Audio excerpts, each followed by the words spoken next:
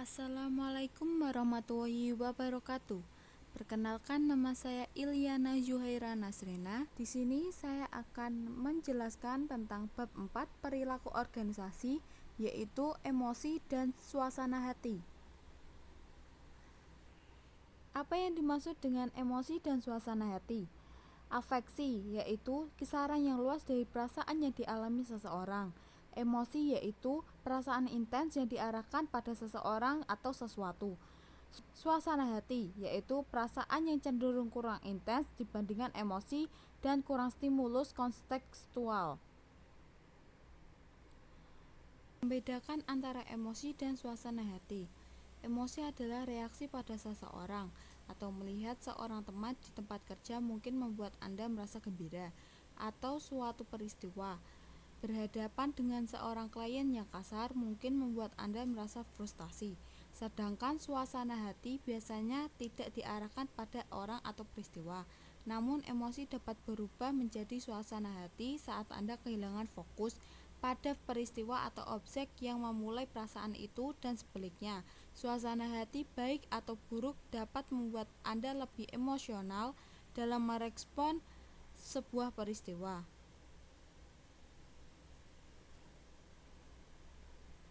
Afeksi didefinisikan sebagai kisaran luas dari perasaan yang dialami seseorang.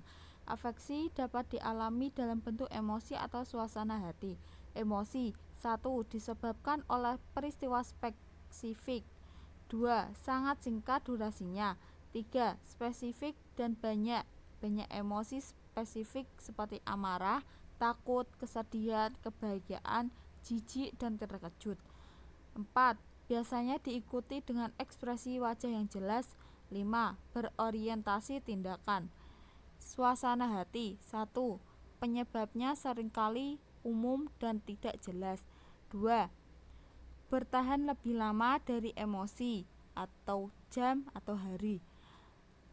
3. Lebih umum atau dua dimensi utama, afeksi positif dan afeksi negatif, yang dirangkai oleh emosi spesifik beragam. 4. Umumnya tidak diidentifikasikan oleh ekspresi yang jelas. 5. Kognitif. Ciri-ciri emosi. 1. Pengalaman emosi yang bersifat pribadi. 2. Adanya perubahan aspek jasmani.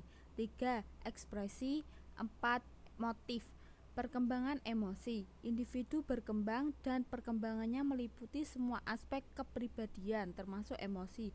Oleh sebab itu, emosi juga dapat dipengaruhi oleh kebudayaan. Dalam perkembangan emosi terdapat pola-pola ekspresi dan pengendalian emosi, seperti 1. Spontanitas dan pengendalian. 2. Pernyataan konstruksi dan penekanan. 3. Ekspresi langsung dan tersembunyi. Fungsi emosi. Banyak observasi yang menyatakan bahwa rasionalitas dan emosi saling bertolak belakang, dan jika ditampilkan emosinya akan bertindak tidak rasional. Perspektif ini menyatakan bahwa demonstrasi atau bahkan pengalaman emosi dapat menyebabkan kita terlihat lemah, rapuh, atau tidak rasional.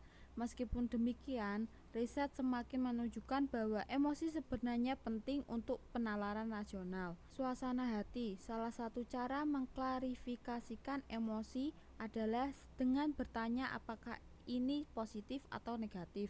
1. Emosi positif seperti kebahagiaan dan rasa syukur. 2. Emosi negatif seperti amarah atau rasa bersalah mengungkapkan sebaliknya. Sumber emosi dan suasana hati. Beberapa pengaruh utama yaitu: A. Kepribadian. B. Waktu dalam hari dan hari dalam minggu. C. Cuaca. D. Stres. E. Aktivitas sosial. F. Tidur. G. Olahraga. H. Umur. I. Jenis kelamin.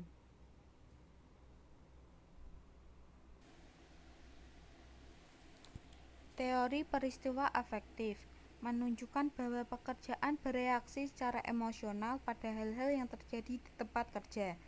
dan reaksi ini mempengaruhi kinerja dan keputusan kerja mereka. Teorinya dimulai dengan mengenali bahwa emosi adalah respon atau peristiwa di lingkungan kerja. Ujian teori peristiwa afektif menyatakan hal-hal berikut. 1. Satu episode emosi merupakan serangkaian pengalaman emosional yang disorong muncul oleh suatu peristiwa tunggal dan mengandung elemen-elemen emosi serta siklus suasana hati. 2. Emosi saat ini mempengaruhi kepuasan kerja pada saat berlangsung, bersama dengan riwayat emosi yang mengelilingi peristiwa itu. 3. Oleh karena suasana hati dan emosi berfluktuasi sepanjang waktu, efeknya pada kerja juga berfluktuasi. 4. Perilaku digerakkan emosi umumnya pendek dalam durasi dan variabilitas tinggi. 5. Karena emosi, bahkan yang positif, cenderung tidak cocok dengan perilaku yang diisyaratkan untuk melakukan pekerjaan. Mereka biasanya memiliki pengaruh negatif terhadap kinerja. Kecerdasan emosional. Kecerdasan emosional adalah kemampuan seseorang untuk mendeteksi serta mengelola petunjuk-petunjuk dan informasi emosional. Kecerdasan emosional adalah kemampuan seseorang untuk 1. Menilai emosi dalam diri dan orang lain. 2. Memahami makna emosi. 3. Mengatur emosi seseorang secara teratur dalam sebuah model alur. Kecerdasan emosional telah menjadi sebuah konsep yang kontroversial dalam perilaku organisasi dengan pendukung dan penantang. Kecerdasan emosional terdiri dari 5 dimensi, yaitu A. Kesadaran diri, yaitu sadar atas apa yang dirasakan. B. Manajemen diri, yaitu kemampuan mengelola emosi dan dorongan diri sendiri. C. Motivasi diri, yaitu kemampuan bertahan dalam menghadapi kemunduran dan kegagalan. D. Empati, yaitu kemampuan merasakan apa yang dirasakan orang lain. E. Keterampilan sosial, yaitu kemampuan menangani emosi orang lain. Peraturan emosi. Peraturan emosi merupakan kecerdasan emosional, tetapi saat ini semakin dipelajari sebuah konsep terpisah. Para peneliti dari pengaturan emosi sering mempelajari strategi yang mungkin digunakan orang untuk mengubah emosi. Teknik lain dengan potensi atas pengaturan emosi, yakni dengan pengakuan. Aplikasi perilaku organisasi terhadap emosi dan suasana hati. Pemahaman emosi dan suasana hati meningkatkan kemampuan kita untuk menjelaskan dan memperkirakan proses. 1. Proses penyeleksian pegawai. Kecerdasan emosional menjadi salah satu faktor penentu dalam proses penyeleksian pegawai, terutama untuk pekerjaan yang menuntut terjadinya interaksi sosial yang besar. Menurut penelitian, seseorang yang memiliki skor kecerdasan emosional yang tinggi akan jauh lebih sukses daripada mereka yang memiliki kecerdasan emosional yang rendah. Pembuatan keputusan. Emosi dan suasana hati yang positif dapat lebih baik dalam membantu orang lain membuat keputusan. Emosi dan suasana hati yang positif juga dapat meningkatkan kemampuan seseorang dalam menyelesaikan masalah dan dapat membuat keputusan yang lebih baik.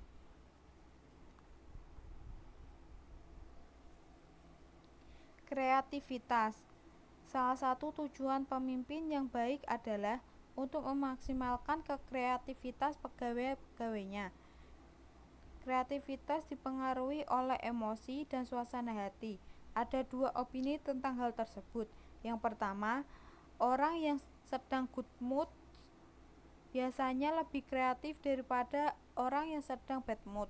Dikarenakan orang yang sedang good mood biasanya lebih fleksibel dan lebih terbuka pikirannya, maka dari itu mereka menjadi lebih kreatif. Yang kedua, ada beberapa peneliti yang tidak setuju dan berpendapat bahwa orang yang sedang good mood biasanya lebih santai.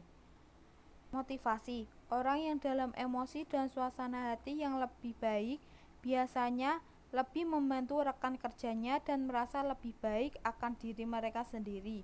Hal tersebut menuntut kinerja kerja yang unggul. Kepemimpinan.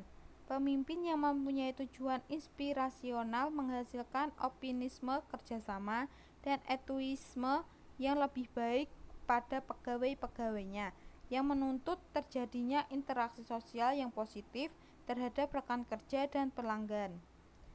Negosiasi. Ketika negosiator menunjukkan kemarahan, maka dari pihak lawan dapat mengambil kesimpulan bahwa negosiator telah menyerahkan semua yang dia bisa. Negosiator dapat menunjukkan kemarahan tetapi secara selektif agar kemarahannya ditunjukkan bisa efektif. Layanan pelanggan. Penularan emosi adalah emosi dan suasana hati seseorang yang disebabkan oleh emosi dan suasana hati milik orang lain.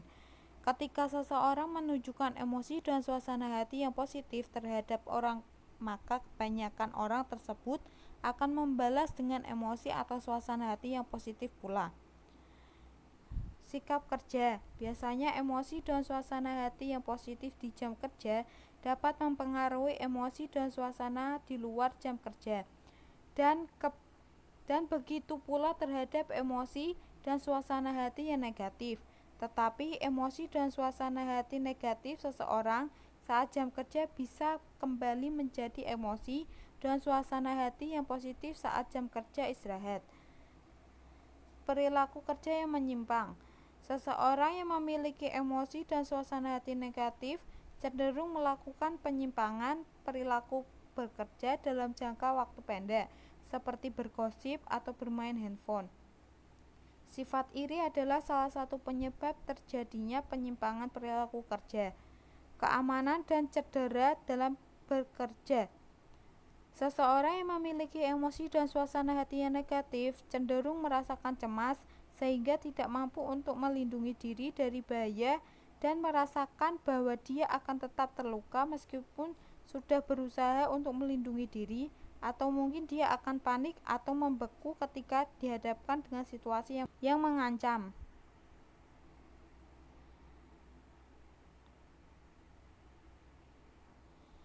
Sekian presentasi dari saya.